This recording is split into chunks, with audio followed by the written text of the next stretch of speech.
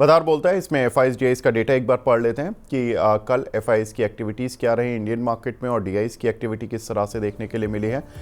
तो एफआईएस ने बहुत ही हल्के हाथ से खरीदारी की 136 करोड़ रुपए की, लेकिन अच्छी चीज़ यही है कि वो पॉजिटिव है, नेगेटिव नहीं है। वही एक मार्केट के लिए अच्छी ब्रीदर का काम कर सकती है। डीआईएस अच्छे से बाय कर रहे हैं, 1746 करोड़ रुपये की बाइंग वो कल कर ले गए हैं कल। तो कुल मिलाकर कह सकते हैं कि करीब करीब 1900 करोड़ की बाइंग इंस्टीट्यूशंस की साइड से कल आती हुई दिखाई दी।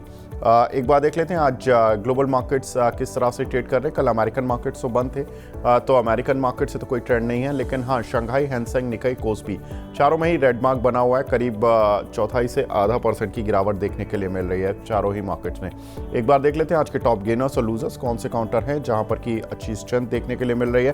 तो पहले स्ट्रेंथ वाले शेयरों से शुरुआत करते हैं। तो बेयर क्रॉप साइंस करीब 11% ऊपर, ITI करीब 9% ऊपर, KEC इंटरनेशनल आफ्टर रिजल्ट्स यहाँ पर अच्छी स्ट्रेंथ देखने के लिए मिल रही है। एवेंटेल में करीब 6.5% का उछाल और पावर इंडिया में करीब 4.5% का उछाल देखने के लिए मिल रहा है। एक बार देख लेते हैं कौन से काउंटर हैं जो कि आज गिरने की साइड पर ज़्यादा है और जहां पर स्ट्रेंथ काफ़ी ख़राब कह सकते हैं कि फिसल गए, स्ट्रेंथ है ही नहीं बिल्कुल। रेट गेन करीब 8.5% और इलेक्ट्रा ग्रीन रिजल्ट्स आए, लेकिन उसके बाद एक ऑर्डर कैंसिलेशन की भी खबरें हैं जिसकी वजह से आज काउंटर 5.5% नीचे है। ब्लू डार्ट करीब 5%, सुमितोमो केमिकल करीब 4.5% और एक्शन कंस्ट्रक्शन करीब 4.5%, ये भी काउंटर नीचे है। तो कुल मिलाकर कह सकते हैं मिक्स ट्रेंड है। वैसे अगर आप स्क्रीन देखेंगे तो आज गिरावट दिख रही है, करीब 1 से 2% की सभी काउंटर्स में दिख रही है। तो ये एक थोड़ा सा आज मार्केट में है सिचुएशन। लेकिन कल अमेरिकन मार्केट्स तो बंद रहा और मेमोरियल डे के चलते वहाँ पर स्टॉक मार्केट में छुट्टी थी अमेरिका के। विनीत सर, लेकिन एक चीज़ जो कि इस समय इंटरनेशनल मार्केट में सबसे ज़्यादा चल रही है, डोनाल्ड ट्रंप के स्टेटमेंट जो कि रोज़ चेंज हो जाते हैं। पहले उन्होंने वीकेंड्स में बोला कि यूरोप पर हम टैरिफ लगा देंगे, फिर संडे की इवनिंग में बोला उन्होंने कि नहीं टैरिफ हम 9 जुलाई से ही लगाएंगे, उनसे बात हो गई है। इससे एक इन्वेस्टर के मन में डाउट तो क्रिएट हो ही जाता है। अब ये बार बार जो ये डाउट क्रिएट हो रहा है, ये इंडियन आईटी के लिए कितना अच्छा कितना बुरा है सर?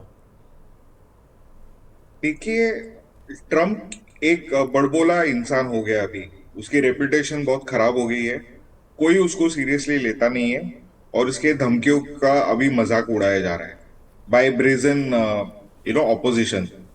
वो बोलता रहता है, सामने वाली पार्टी कोई बोलती नहीं है। वो बोलता है कुछ होने वाला है, सामने वाली पार्टी बोलती है हमने कुछ बोला ही नहीं है सर। तो ये बड़बोलापन उसको महंगा पड़ रहा है। और अगर आप देखेंगे दो चीज, तो यूएस में जो उन्होंने जो टैरिफ्स लगाए हैं, वो लगभग 30 to 35 billion dollar per month access payment करनी पड़ रही है लोकल सिटीजन्स को, क्योंकि महंगाई के वजह से। इसका मतलब आप देखोगे कि $3.5 ट्रिलियन में कन्वर्ट हो जाता है।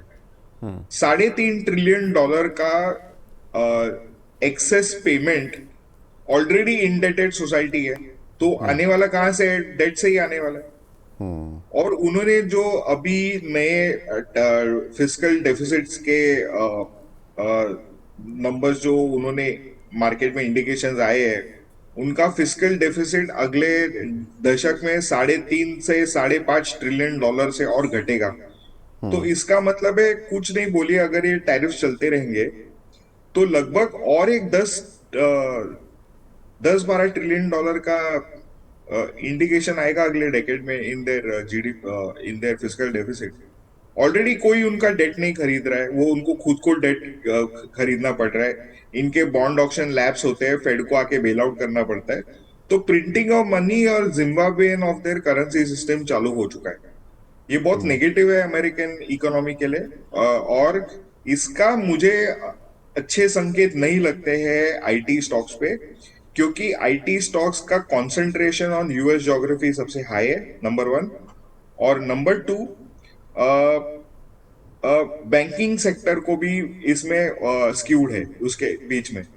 तो ये जो वेस्ट की व्यवस्था है, नॉट ओनली यूएसए बट बाकी इंग्लिश स्पीकिंग कंट्रीज जितने भी है, वो भी एक नाजुक दौर से गुजर रही है। और इसके लिए मुझे लगता है कि आईटी स्टॉक से दूर ही रहना चाहिए। तो आईटी स्टॉक से फिलहाल दूर ही रहें, क्योंकि डोनाल्ड ट्रंप के जो डिसीजंस हैं वो उनकी इकोनॉमी के लिए तो ठीक है ही नहीं, हमारी जो आईटी कंपनीज़ हैं उन पर भी इनडायरेक्टली इम्पैक्ट करेंगे। दूसरी सर बड़ी खबर जो कि चाइनीज़ मार्केट में है, चीन में जो ईवी इलेक्ट्रॉनिक व्हीकल्स हैं उन कंपनियों में प्राइस वॉर शुरू हो गया है और चीन की नंबर 1 ईवी कंपनी BYD ने 35% तक अपनी गाड़ियों के दाम घटा दिए हैं।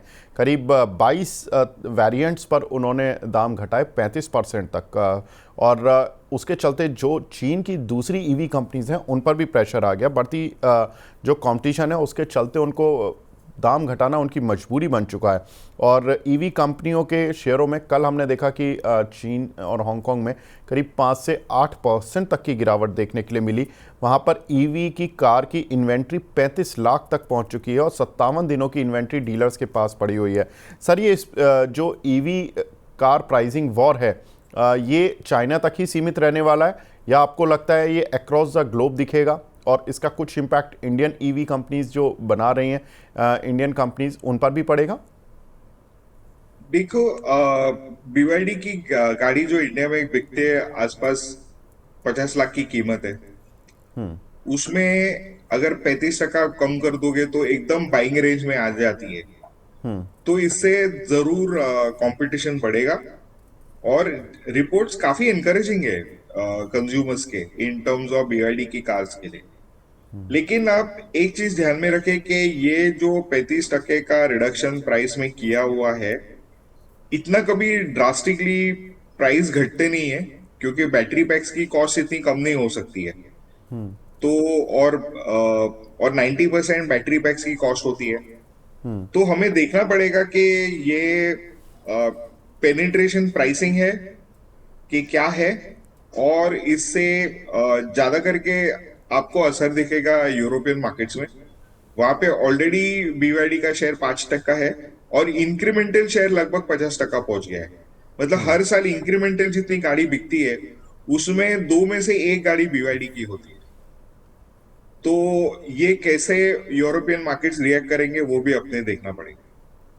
Sir Indian companies like Tata Motors जो कि अच्छा ईवी में पेनिट्रेशन कर चुकी है इंडिया में, हुंडई भी ईवी में है, सोना BLW इसने ईवी को लेकर काफ़ी अच्छे ऑर्डर्स इंटरनेशनल मार्केट से उठा रखे हैं। एथर एनर्जी, ओला इलेक्ट्रिक हालांकि 2 व्हीलर मार्केट सेगमेंट में देख सकते हैं, लेकिन हम अगर कार सेगमेंट में कंपटीशन शुरू हुआ प्राइस कट वाला तो ये लगता है कि मतलब 2 व्हीलर सेगमेंट में अगर ये उतर आया तो कैसे रिएक्ट करेंगे सारे शेयर हमारे।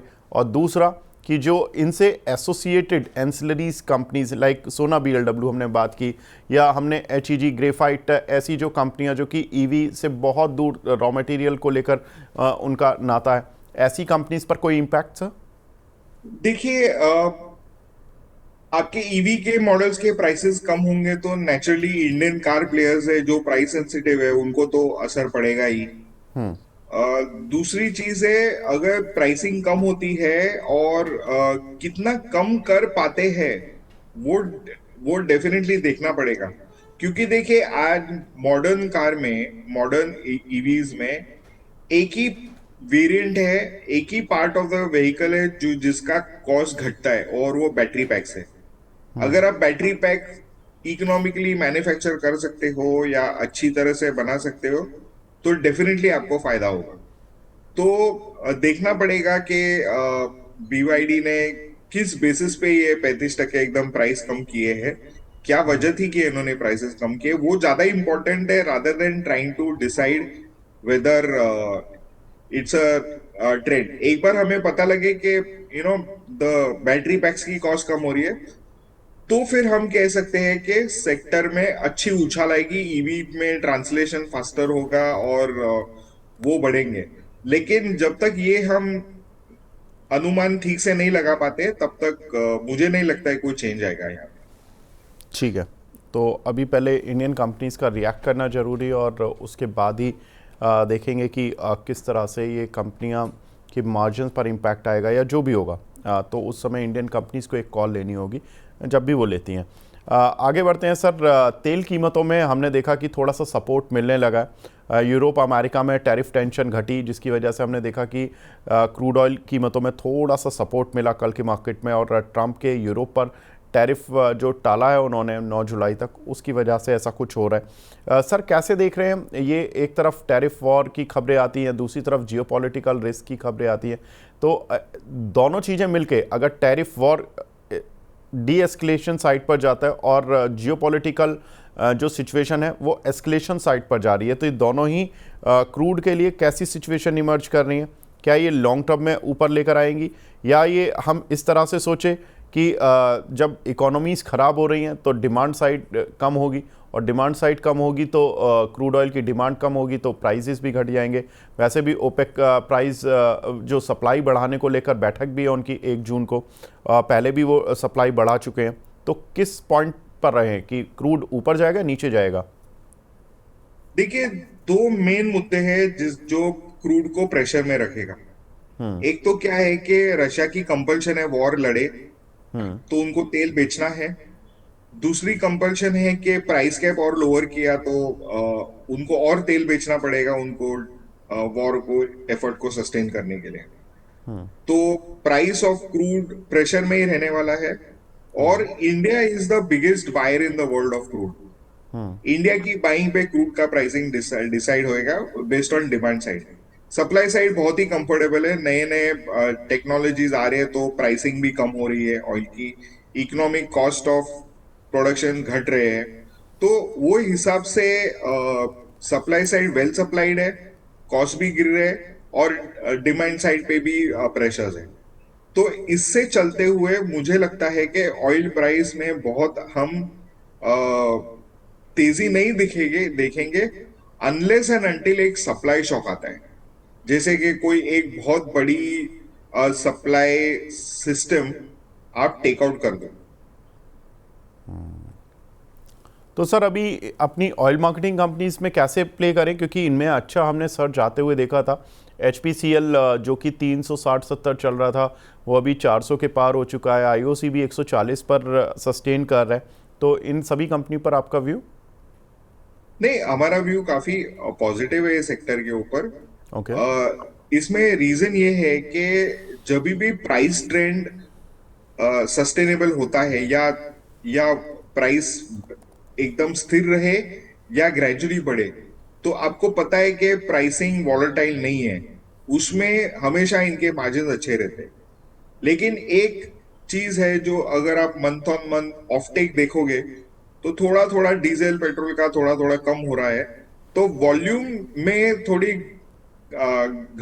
घटा आ सकती है, लेकिन मार्जिन इनके बढ़ने वाले हैं, तो ये दोनों चीजें कॉम्पेंसेटरी लगती है मुझे, considering the base effect of last year. तो हमारी अनुमान है कि ये सब काउंटर अच्छा परफॉर्म करेंगे इन द मीडियम।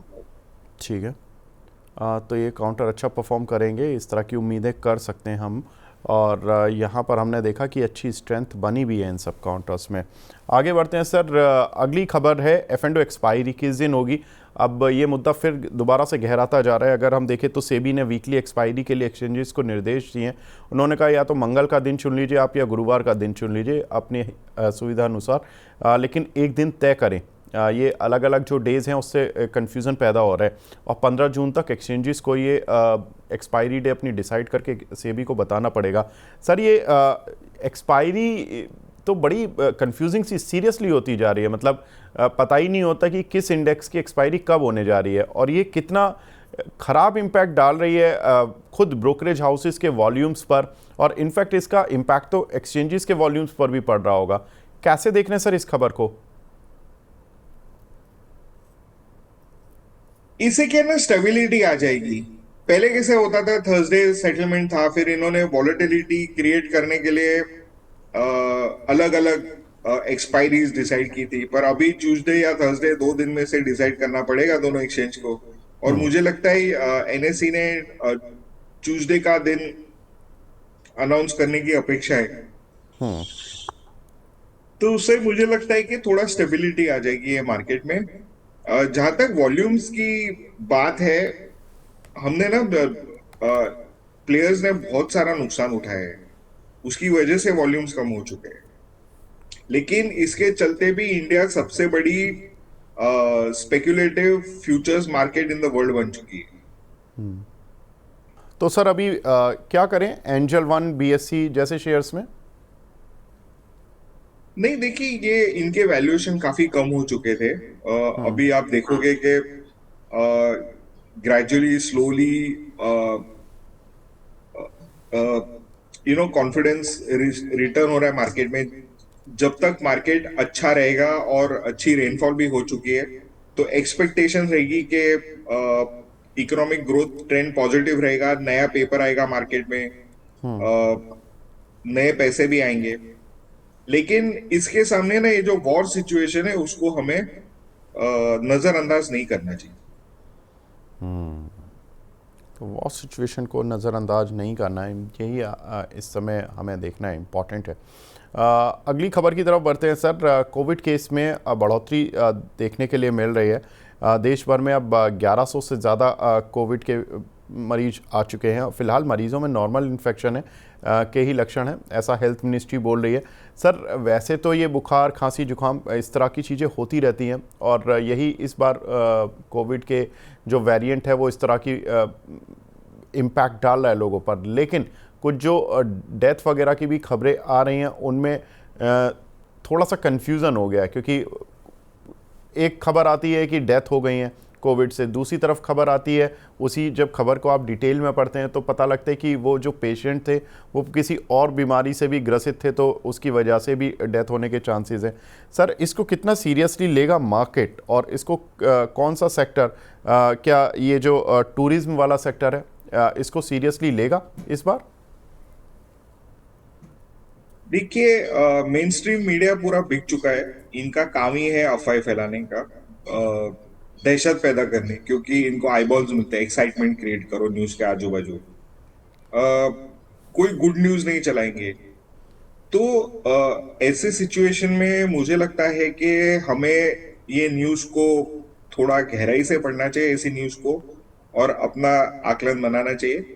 लेकिन मार्केट ना सबसे बड़ा सेंसिटिव बैरोमीटर है, ये आपको बता दे, दर्शाएगा कि क्या होने वाला है। तो मेरे हिसाब से आ, ये सिचुएशन अभी फिलहाल अलार्मिंग नहीं है, कंट्रोल में है। और अभी तक तो ये एक सीजनल आउटबर्स्ट के हिसाब से समझ सकते हैं। तो इसको यही ध्यान में रख के चलना चाहिए। ठीक है, अगले कुछ रिजल्ट्स देख लेते हैं सर। केईसी इंटरनेशनल, यहाँ पर हमने देखा कि रिजल्ट्स आते हुए दिखाई दिए। 11.5% का रेवेन्यू में जंप, नेट प्रॉफिट में 77% का जंप, एबिटा में 39% का जंप, और मार्जिन्स भी एक्सपेंड हुए करीब 150 बेसिस पॉइंट। तो ऑल मतलब एवरी पैरामीटर जो भी था इनका जांचने का वो सभी पॉजिटिव रहा, और काउंटर आज गिरे हुए बाजार में भी पॉजिटिव है। सर ये इन नतीजों के बाद जितना चलना था चल गया आज, या अभी और गुंजाइश बाकी है? हमें लगता है कि ये 1100 की और भाग रहा है शेयर। सो इनकी ऑर्डर बुक बहुत अच्छी तरह से बढ़ रही है, कंसिस्टेंटली ऑर्डर विन्स आ रहे हैं। और दूसरी चीज, जो मार्जिन एक्सपेंशन है ना, ये कंपनी का सबसे बड़ा टेक अवे है। जो हमने मार्जिन एक्सपेंड हुए देखे हैं, वो company has walk the talk. उन्होंने जो गाइड किया है वो एग्जीक्यूट कर रहे हैं, और इसके चलते हमें लगता है कि ये शेयर में बरकरार रहना चाहिए। ठीक है, तो इसमें 1100 रुपये के लक्ष्य के लिए अभी भी बरकरार रह सकते हैं, होल्ड कर सकते हैं।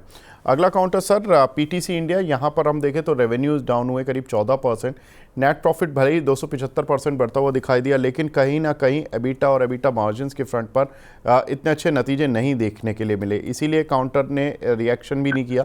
काउंटर आज अगर देखें तो बिल्कुल फ्लैट है, मतलब 1% नीचे ही है इनफैक्ट। और अगर हम इसके नतीजों में देखें तो जो प्रॉफिट में जंप दिखा है उसमें मैं देख रहा था कि अदर इनकम का हेड है जो कि पिछले साल करीब 22 करोड़ नेगेटिव थी, इस बार 339 करोड़ पॉजिटिव है।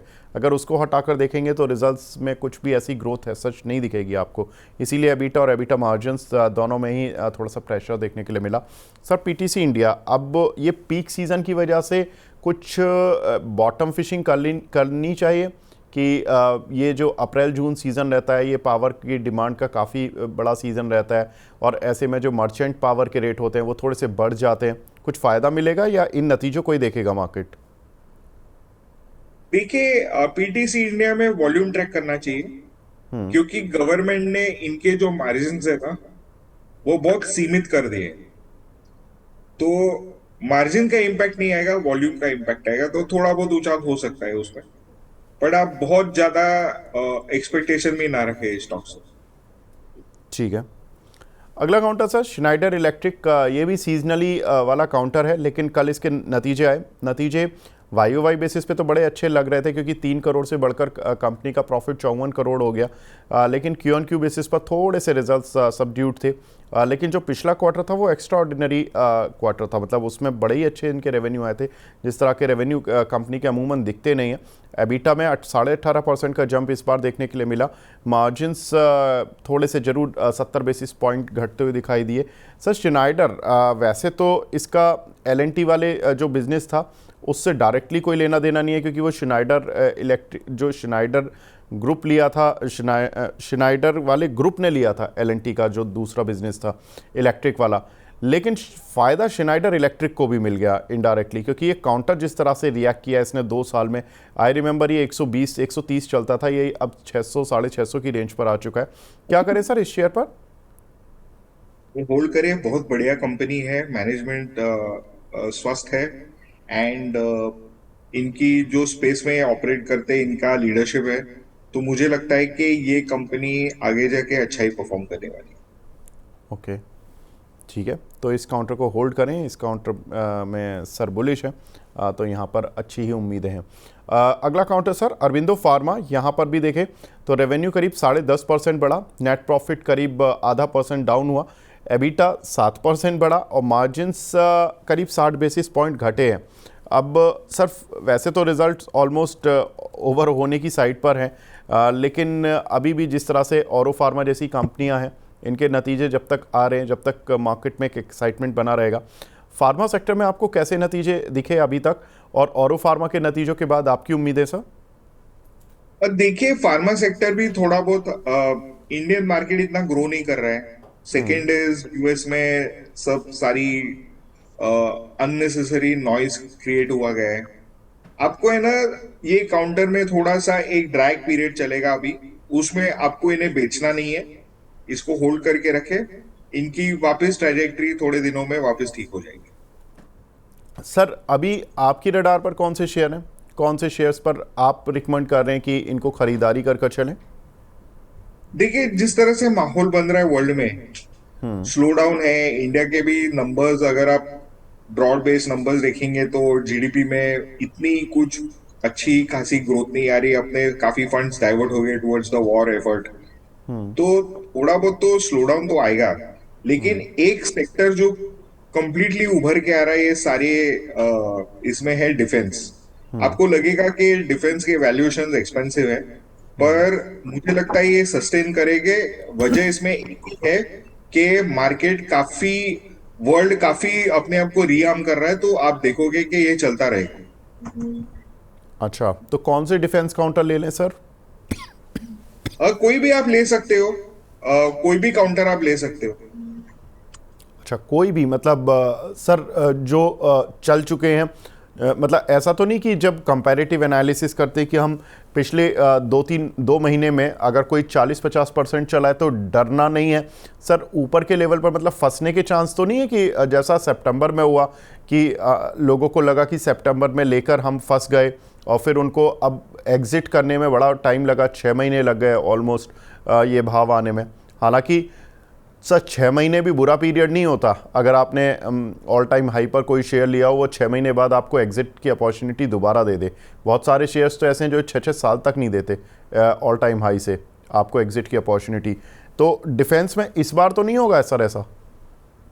तो देखिए सर, पहली बार जब लास्ट टाइम जब डिफेंस वैल्यूएशंस बहुत ही महंगे थे, हमने देखा एक वेरी स्टीप करेक्शन आ गया, और उसके चलते अभी वो जो वैल्यूएशंस वापस आ रहे हैं। तो मुझे लगता है कि ये इसी कारण के लिए है कि market is smelling the fact that जैसे अमेरिका का वर्चस्व कम होगा, युद्ध काफी बढ़ेंगे मार्केट में, वर्ल्ड में युद्ध की स्थिति कायम रहेगी, ज्यादा थिएटर्स, वॉर थिएटर्स खुलेंगे, और एक संभावना है, क्योंकि जब एक बड़ा पावर कम होता है ना, तो छोटी छोटी पावर्स एक दूसरे के साथ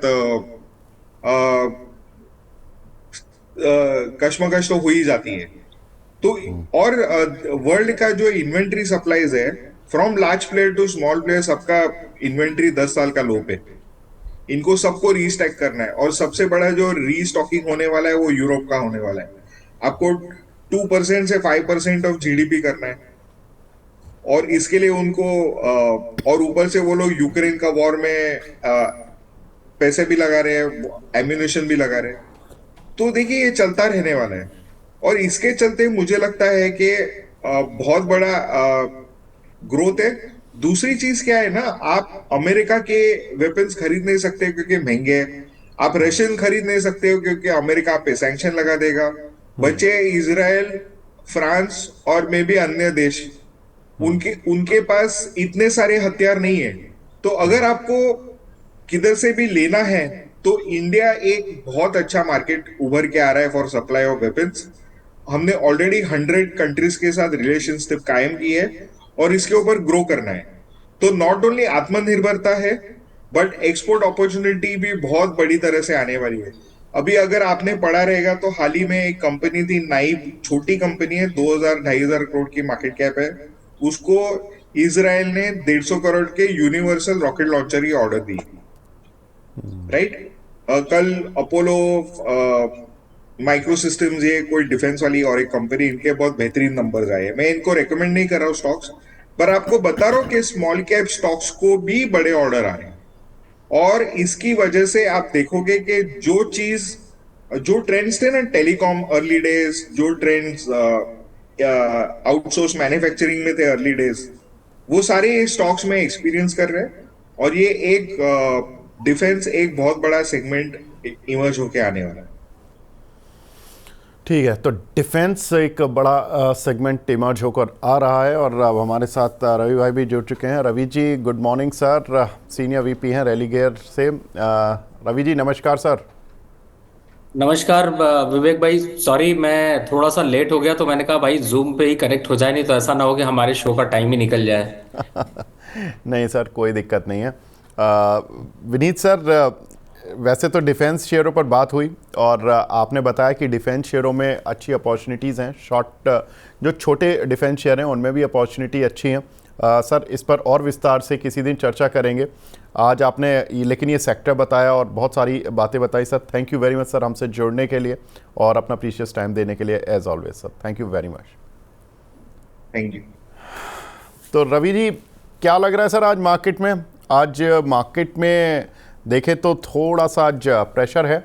अरे वाह, अभी आपके आए आप बाहर आ गई सर। देखिए मार्केट में अभी मैं 2 मिनट पहले देख रहा था, मार्केट डीप रेड था, मतलब 700 750 पॉइंट सेंसेक्स नीचे था। अभी केवल 370 रह गया, मतलब 400 पॉइंट की रिकवरी शायद 1 मिनट के टिक में लग गई होगी। रवि भाई करना क्या है अभी? देखो इस समय बिल्कुल आपने सही कहा, मार्केट जो है वो थोड़ी सी वोलेटाइल है। और थोड़ी वोलेटाइल का मतलब ये है कि मार्केट नीचे लेके लेवल्स पर रुकने को तैयार नहीं है। चाहे आप किसी भी एंगल से देखें, बार बार डिप मारती है। 750 का भी डिप मार सकती है, 650 का भी डिप मार सकती है, 24,500 का भी डिप मार सकती है। और मुझे ऐसा लगता है कि मौके रहेंगे, लेकिन थोड़ा सा स्टॉक स्पेसिफिक चले, इंडेक्स थोड़ा हाई वोलेटिलिटी रह सकता है। और बड़ी अच्छी चर्चा कर रहे थे यार आप डिफेंस काउंटर पे, और मुझे ऐसा लगता है कि मैं तो सुन के मंत्रमुग्ध हो रहा था। और वैसे एक बात तो है विवेक भाई, आप सवाल बड़े तगड़े पूछते हो यार। अच्छा, क्या तगड़ा सवाल सर? नॉर्मल सवाल है ये तो, मतलब इसके लिए मतलब क्या, इसमें क्या था ऐसा? विवेक भाई आपने कहा, आप कहते हो ना कि स्टॉक मार्केट में क्या खरीदें। अब 5,000 स्टॉक है, खरीद डालो कह दो। फिर आप पूछते हो कि कौन सा पर्टिकुलर खरीदें, वहां से क्वेश्चन शुरू होता है। नहीं सर, ये तो हमारा काम है सर। अगर 20 साल बाद भी ये नहीं सीख पाए तो फिर तो क्या ही सीखा हमने मार्केट में। ये तो हमें निकलवाना हमारा काम है कि जनता जो सुन रही है हमें उसको फ़ायदा हो और उसको एक्यूरेट जानकारी मिले कि भाई मैंने सुन लिया कि डिफेंस में ख़रीदना, लेकिन क्या ख़रीदूं, किस सोच के साथ खरीदूं, क्यों खरीदूं, तो वो तीन सबको अगर आंसर मिल जाए तो वो ठीक है, वही हमारा काम है नहीं सर, नहीं, वो लेकिन देख के। उसके पीछे जो आपका लॉजिक था वो मुझे बड़ा इंटरेस्टिंग लगा, मैं सुन रहा था बड़े गौर से, और आपने बड़ी अच्छी बात बताई, और उस पे मैंने फट से एक डेटा मैंने सर्च किया जो मैं आपके साथ शेयर भी करना चाहता हूँ। बिल्कुल सर, बताइए। तो यार 23-24 से अगर देखें तो डिफेंस काउंटर अब तक 53% बढ़ चुका है, और सिर्फ इस साल जनवरी से अब तक देखें तो 29% बढ़ चुका है। अब भैया उड़ता तीर पकड़ोगे तो चुभेगा, चुभेगा जरूर। वही सर, मैंने इसीलिए पूछा था विनीत सर से कि सर ये जो मतलब थोड़े जो शेयर चल चुके हैं, कहीं ऐसा तो नहीं कि सितंबर वाली नौबत आ जाए कि हम फंस जाएं दोबारा से, और फिर हम ये क्वेश्चन इस बार के सितंबर और दिसंबर में जाकर पूछें कि सर अब करना क्या है, कि हमने HAL 5000 पे 5200 पे पकड़ लिया, अभी ये 3500 आ गया, मतलब वो सिचुएशन तो नहीं होगी। मतलब वो डर नहीं होना चाहिए सर, अगर वो डर है तो मत पकड़िए, और अगर वो डर नहीं है तो फिर तो पकड़िए। तो दोनों ही तरह के लोग हैं इस समय जो रिकमेंड कर रहे हैं। एक हैं जो कॉशियस रहने की सलाह दे रहे हैं डिफेंस पर, विनीत सर ने आकर थोड़ी एग्रेसिव राय रखी, उन्होंने अपना तर्क दिया, वो भी सही है। तो सर देखना नहीं, पड़ेगा। लेकिन मैं सुन रहा था उनके फंडामेंटल काफी स्ट्रांग हैं, और हाँ। जो अभी के हालात हैं उस पे जियो पॉलिटिकल टेंशन जो बढ़ा है उसमें कोई डाउट नहीं है कि आगे जो है वो भारत की डिमांड बहुत बढ़िया बढ़ने वाली है। और जहां तक डिफेंस काउंटर में देखें तो आपको मौके मिलेंगे, लेकिन कहाँ सीढ़ी चढ़नी है कहाँ उतरनी है, फंडामेंटल व्यू तो आपको क्लियर मिल ही गया है, लेकिन सीढ़ी चढ़नी उतरनी कहाँ है उसका मौका है, तो आपको देखना पड़ेगा। और उसके लिए फिर तो आपको विवेक जी को फॉलो करना पड़ेगा। तो फटाफट सारे लोग जल्दी से तैयारी कर लीजिए, आगे रैपिड फायर बस फेंकने वाले हैं, पता है विवेक जी।